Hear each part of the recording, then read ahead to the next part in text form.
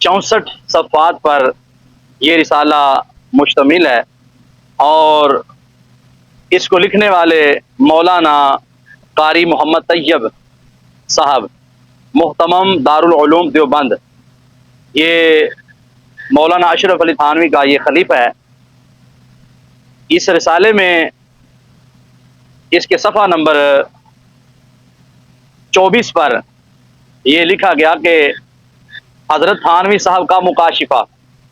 حضرت تھانوی وفات سے تقریباً 2 سال قبل دانت درست کروانے کے لیے لاہور تشریف لے گئے، تو واپسی سے ایک دن قبل لاہور کے قبرستانوں کی زیارت کے لیے بھی نکلے، سلاطین کی قبروں پر بھی گئے اور مساکین کی قبریں بھی دیکھیں، فاتحہ پڑھی، اصالہ ثواب کیا۔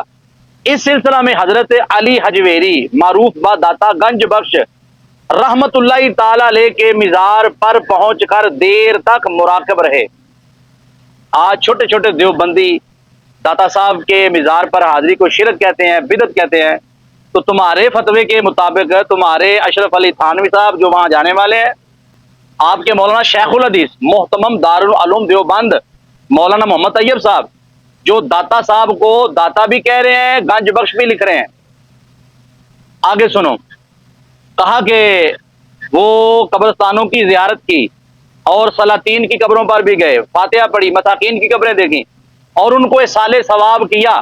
اب قبروں پر اصالہ ثواب کرنا یہ بھی تمہارے اکابر سے ثابت ہوا۔ آج تم لوگ چھوٹے چھوٹے دیوبندی اس عمل کو شرک کہتے ہو، بدعت کہتے ہو، تمہارے بڑے اس کا اہتمام کر گئے، اس کو جائز سمجھ گئے۔ اگر یہ کام حرام تھا تو پھر تمہارے بقول تمہارے بڑوں نے بھی یہ حرام کام کیا۔ تو بہر کیا ہے، اس کو لکھنے کے بعد کہ دیر تک مولانا تھانوی صاحب داتا صاحب گنج بخش کے مزار پر دیر تک مراقب رہے۔ فاصل صاحب مرحوم بالغرامی ساتھ تھے اور انہوں نے ہی یہ سارا واقعہ مجھ سے تھان بون میں بیان فرمایا تھا کہ داتا گنج بخش کے مزار سے لوٹتے ہوئے، یعنی تھانوی صاحب نے جو فرمایا کہ کوئی بہت بڑے شخص معلوم ہوتے ہیں، یعنی صاحب مزار، جس کا نظارہ مولانا تھانوی صاحب نے مراقبے میں دیکھا، مراقب ہو کر جو اس نے سارا منظر دیکھا۔ تو واصل بلغرامی کہتا ہے کہ مجھے تھانوی صاحب نے واپسی پر یہ بیان کیا، داتا صاحب کے مزار سے واپسی لوٹتے ہوئے یہ کہا، فرمایا کہ کوئی بہت بڑے شخص معلوم ہوتے ہیں، یعنی حضرت داتا گنج بخش۔